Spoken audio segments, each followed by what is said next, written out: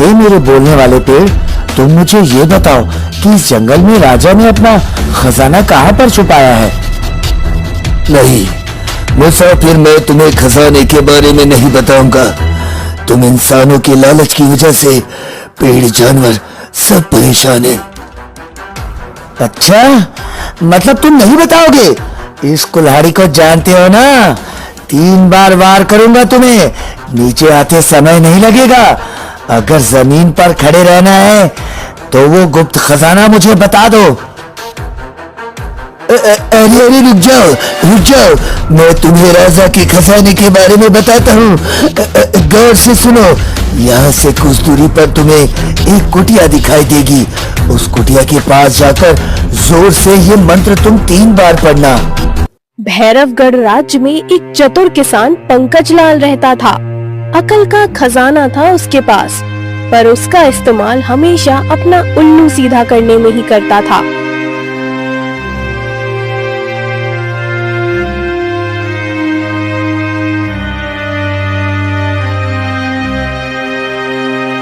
एक दिन वो अपने सबसे जिगरी दोस्त किशन के पास गया।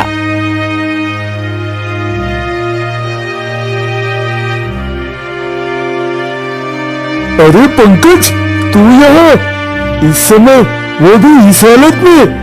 क्या हुआ? सब ठीक तो है ना? अब तुझे क्या बताओ मेरे भाई, तू तो जानता ही है ना, घर की हालत खराब है।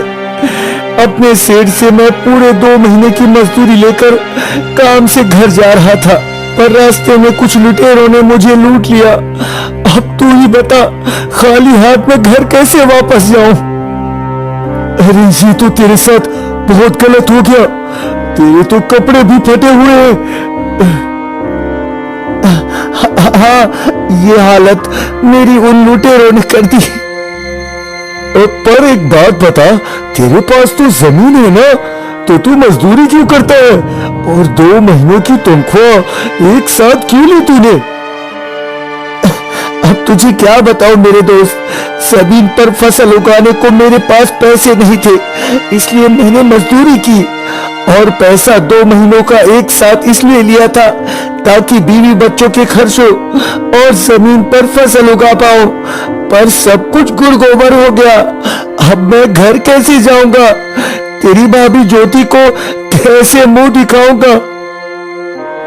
इतना बोल पंकज ने रोना शुरू कर दिया, जिसे देख किशन भी उदास हो गया। अच्छा, तू परेशान मत हो मेरे दोस्त, एक काम कर, मुझसे उधार ले ले तू। जब तेरे पास होंगे तू वापस कर देना। ये सुन खुशी से पंकज की आंखें चमक उठी। अरे वाह, ये हुई ना बात, फंस गया ये मेरे झूठ मूठ के जाल में। मेरे भोले भाले दोस्त किशन, अब तुझे तेरा पैसा कभी नहीं मिलेगा। हाँ अरे धन्यवाद दोस्त, मैं जल्द ही लौटा दूंगा तुम्हें। ये तेरा एहसान मैं कभी नहीं भूलूंगा। तू बस जल्दी से पैसे दे दे, तेरी भाभी मेरा इंतजार कर रही होगी। हाँ हाँ, बस अभी लाया, रुको जरा।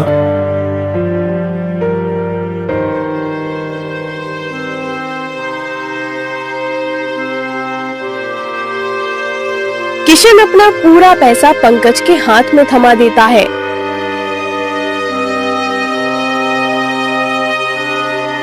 और पंकज खुशी खुशी जैसे ही घर में आया तो उसकी पत्नी चिल्ला उठी, हे भगवान, इतने सारे पैसे कहाँ से आए आपके पास? फिर से किसी को बेवकूफ बनाकर आए हैं ना आप? अरे भाग्यवान, आते ही तू शुरू मत हो जाया कर। पति बाहर से थका हारा आया है और तू खाना पानी पूछने के सिवा मुझसे सवाल कर रही है। बहुत भूख लगी है, चल खाना लगा। थके हारे और आप तो बस रहने ही दीजिए जी। बस मुझे सच सच बताओ, किसको ठक्कर आए हो और आपके कपड़े क्यों फटे हुए हैं? लगता है तू नहीं मानेगी। ठीक है, बताता हूँ सब। अरे वो मेरा मूर्ख दोस्त है ना, 2 आंसू बहाए उसके सामने, एक झूठी कहानी सुनाई, बस पिघल गया बेचारा दिल और उसने दे दिया मुझे अपना सारा धन। अब खुश, अब तो खाना लगा दे। भगवान का जरा भी खौफ नहीं है ना आपको? किसी का सारा धन लूटकर कोई इतना खुश कैसे हो सकता है? किशन भाई साहब आपके इतने अच्छे दोस्त हैं, आप उनके साथ गद्दारी कैसे कर सकते हो? जाओ और उनका सारा धन वापस करके आओ। देख भाग्यवान, तू मेरा ज्यादा दिमाग खराब करेगी तो भूल जाऊंगा कि तू मेरी पत्नी है। चल जा अब यहाँ से, बाहर कुछ खा लूंगा। इतना बोल पंकज घर से निकल जाता है और ज्योति की आंखों से आंसू बहने लगते हैं। हे भगवान, इनको थोड़ी सद्बुद्धि दो।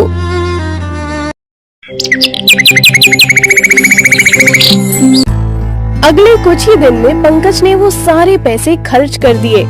ऐसे ही लोगों को बेवकूफ बनाने का सिलसिला पंकज ने लगातार बनाए रखा। और एक दिन इन छोटी मोटी चालाकी से काम नहीं चलेगा पंकज बेटा, तुझे तो कुछ बड़ा सोचना होगा। पर क्या? सोच सोच, कुछ तो सोच।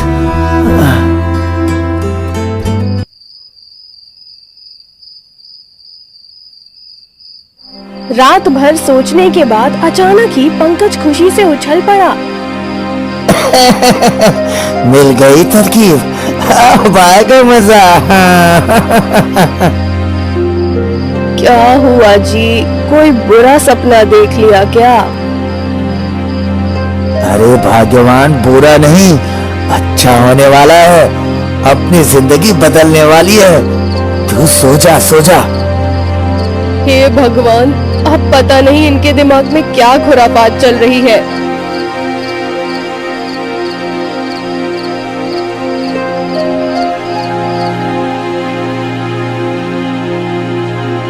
अगली सुबह होते ही पंकज ने अपने सबसे पुराने कपड़े पहने, गरीबों का हुलिया बनाया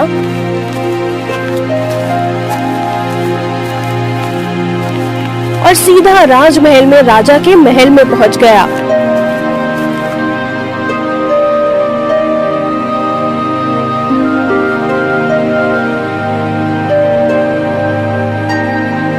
महाराज, कोई गरीब आदमी आपसे मिलना चाहता है, बहुत रो रहा है, लगता है बेचारे के साथ बहुत गलत हुआ है, बस एक बार आपसे मिलना चाहता है महाराज। हाँ ठीक है, उसे हमारे सामने पेश करो। जो हुकुम महाराज।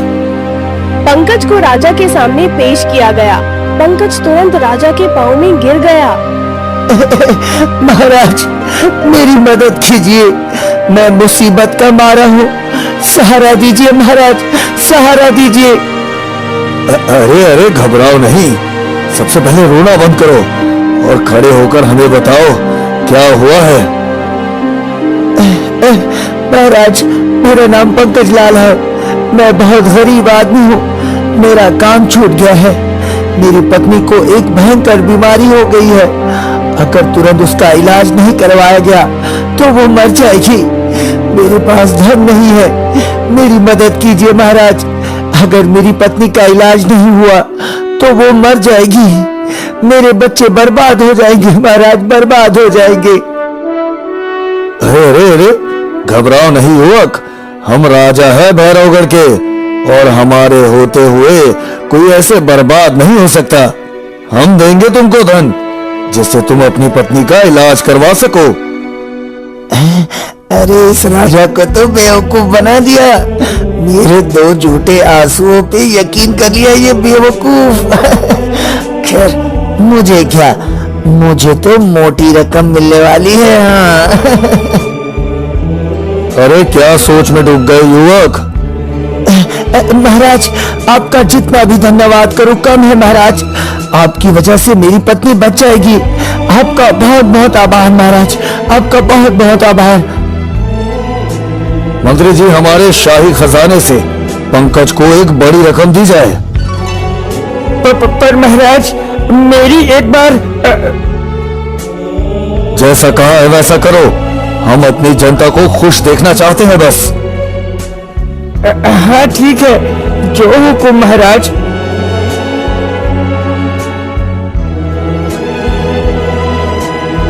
पंकज को एक मोटी रकम मिल गई, जिसे लेकर वो खुशी खुशी वहाँ से चलता बना।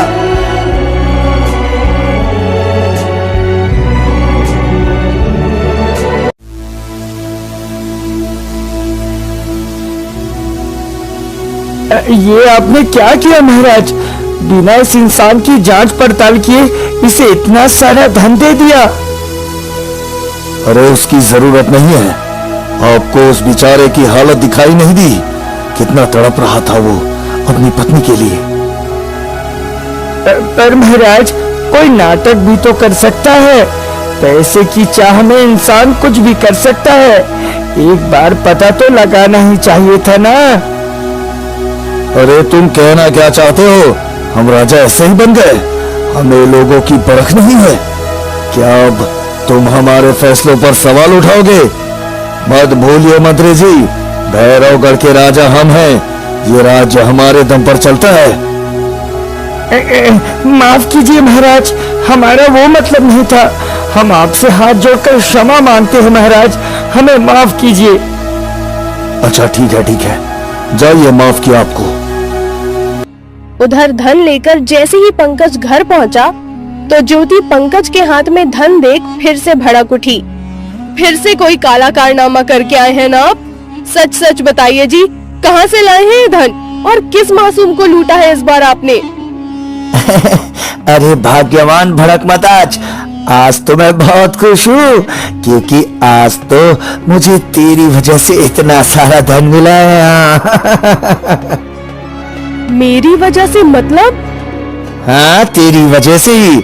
और इस बार किसी मासूम लाचार को नहीं ठगा, बल्कि महाराज विक्रम सिंह को ठग कर आया हूँ। ये सुनकर तो ज्योति के पांव तले जैसे जमीन ही खिसक गई।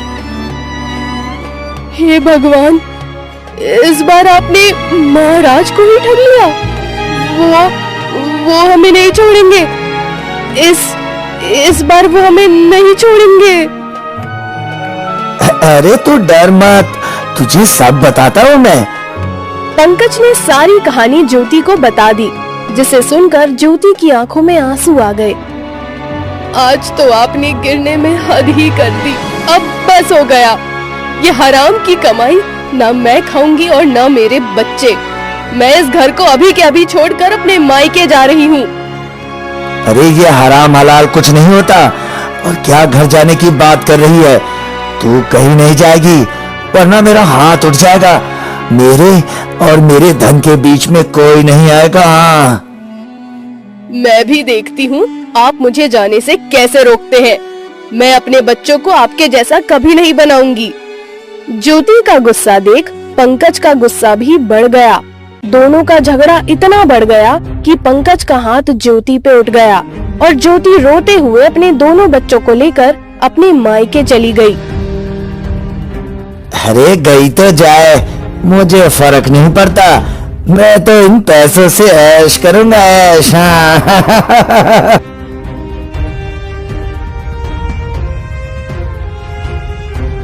कुछ दिन ऐसे ही बीत गए और सारा धन खत्म हो गया। तो पंकज को फिर से तरकीब सूझी।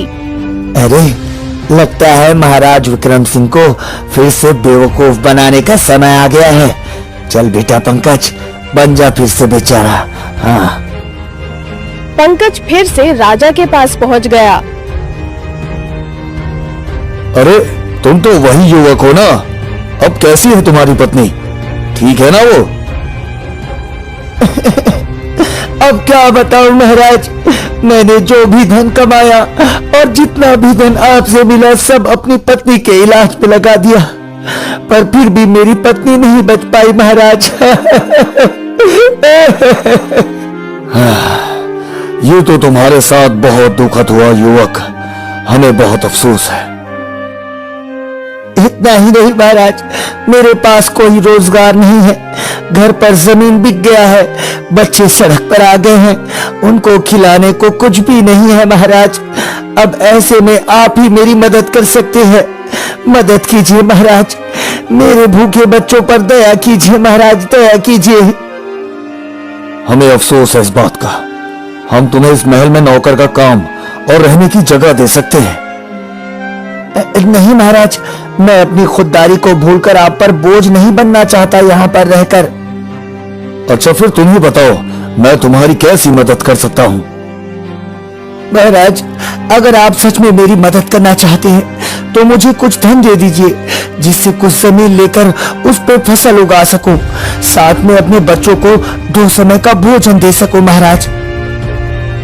वाह वाह, क्या खुददारी है तुम्हारी। ठीक है मंत्री जी, इस गरीब युवक को इतना धन दो जिससे ये अपना काम शुरू कर सके। नीति पहले ही बेचारे के साथ बहुत गलत कर चुकी है। ये सब सुनते ही मंत्री जैसे कहीं खो सा गया। यहाँ रहकर मेहनत करने से इसने तो मना कर दिया और धन की मांग कर दी। कुछ ना कुछ तो झोल है इस आदमी में। अगर ये बात महाराज से कहूँगा तो फिर ये गुस्सा करेंगे। मुझे ही सच का पहले पता लगाना होगा। हाँ, क्या हुआ मंत्री जी, कहाँ खो गए आप? कुछ नहीं महाराज, जो हुक्म आपका। मैं अभी धन देता हूँ इस आदमी को। ये सुनकर पंकज फिर से खुश हो गया। ये राजा तो सच में बड़ा मूर्ख है, दूसरी बार बेवकूफ बन गया। चलो मेरे लिए तो अच्छा ही है, जल्द ही फिर से बेवकूफ बनाने में मजा आएगा। हाँ।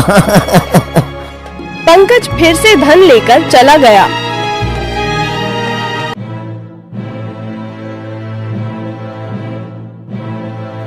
अरे क्या हुआ मंत्री जी, आप कुछ उलझे उलझे लग रहे हैं। सब ठीक तो है ना? हाँ मैं ठीक हूँ महाराज, मुझे क्या होगा? पिछली बार जब हमने इस गरीब युवक की मदद की थी तब तुमको ऐतराज हुआ था। इस बार तुमने आसानी से धन दे दिया, तो ऐसा क्यों? दरअसल महाराज, अब हमें भी लगता है कि बेचारा मुसीबत का मारा है, बस इसलिए आप ज्यादा चिंता मत कीजिए महाराज। तो इतना बोल मंत्री वहाँ से निकल गया।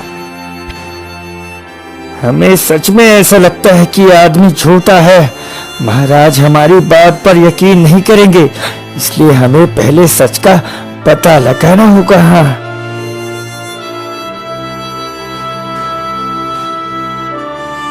फिर से कुछ दिन ऐसे ही निकल गए। पंकज का धन खत्म हुआ तो उसने फिर से महल का रुख किया।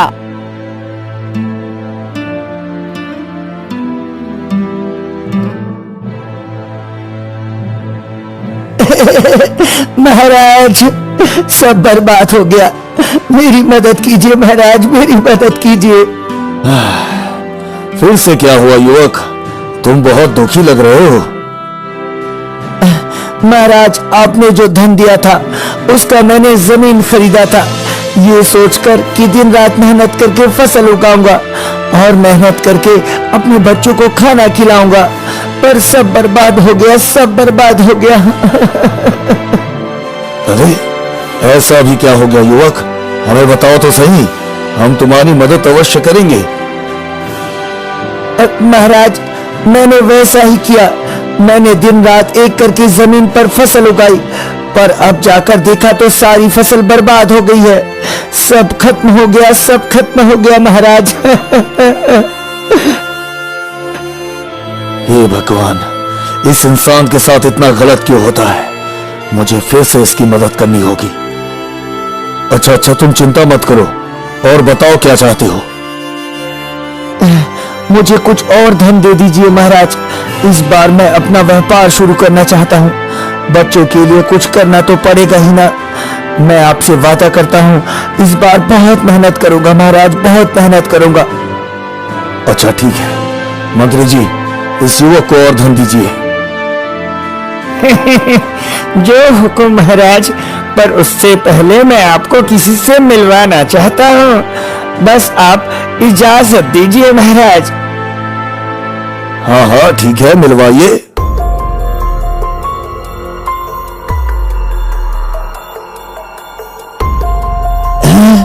अरे ये तो ज्योति मेरी पत्नी है, ये क्या कर रही है यहाँ? इसके बारे में तो महाराज को मैंने बोला था कि ये मर गई है। अब मुझे महाराज से कोई नहीं बचा सकता। भगवान, मैं क्या करूं? मुझे कुछ तो सोचना होगा। हाँ, एक तरकीब है। मंत्री जी, ये कौन है? ये इस गरीब बेचारे पंकज की वही पत्नी है जिसके बारे में उसने बताया था कि वो मर गई है महाराज। क्या? हमको समझे नहीं। मैं सब बताता हूँ महाराज। पहले दिन से ही ये पंकज आपको झूठ बोलकर ठगता आया है। मुझे इस पर शक था, पर आपने मुझ पर यकीन नहीं किया। पर मैंने सच का पता लगाने के लिए इसका पीछा किया तो पता चला कि ये एक नंबर का झूठा इंसान है। इसकी पत्नी मरी नहीं बल्कि घर छोड़कर चली गई थी महाराज। हाँ महाराज, मंत्री जी एकदम सच कह रहे हैं। मेरे पति पंकज सबके साथ ऐसा ही करते हैं। इसलिए मैं एक दिन गुस्से में घर छोड़कर चली गई, क्योंकि मैं इनके गुनाह में इनका और साथ नहीं दे सकती थी। ये सब सुनकर तो पंकज के तोते ही उड़ गए। नहीं नहीं महाराज, मैं झूठ नहीं बोल रहा। ये औरत मेरी पत्नी नहीं है। मैं इसको जानता तक नहीं। ये झूठ बोल रही है महाराज, ये झूठ बोल रही है। मुझे नहीं जानते, पर क्या अपने इन बच्चों को पहचानने से भी इनकार करेंगे आप? धन के लिए और कितना नीचे गिरेंगे आप जी। ये सुनकर पंकज की आंखें शर्म से पहली बार झुक गईं। हम दिल के अच्छे इंसान हैं, लोगों के दर्द को अपना दर्द समझते हैं। तुमने उसी का फायदा उठाया, हमारा विश्वास तोड़ा। अगर सच में कोई मुसीबत में हमसे मदद मांगने आएगा तो शायद हम उस पर भरोसा ना कर पाए। ये तुमने बहुत गलत किया। अब तुम्हें इसकी सजा अवश्य मिलेगी। मंत्री जी, सैनिकों से कहकर पंकज को आजीवन कारावास में डलवा दीजिए। ये सुनकर तो पंकज की आंखों से आंसू बहने लगे। वो राजा के पैरों में गिर गया।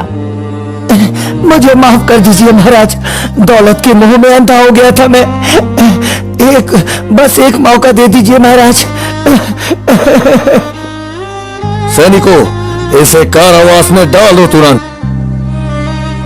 ज्योति, तुम तो मेरी पत्नी हो ना, तुम तो मुझे बचा लो, मेरी मदद करो। मैं तुमसे वादा करता हूँ दोबारा ऐसा कुछ नहीं करूँगा, कुछ नहीं करूँगा। ये आपके कर्मों का ही फल है जी, जो आपको भुगतना है। काश आपको ये बात समय रहते समझ आ जाती। सैनिकों ने पंकज को कारावास में डाल दिया। राजा ने ज्योति को महल में ही काम और रहने की जगह दे दी थी, और पंकज को भी कारावास में ये बात अच्छे से समझ आ गई थी कि चालाकी या झूठ से घर टूटते हैं, बसते नहीं।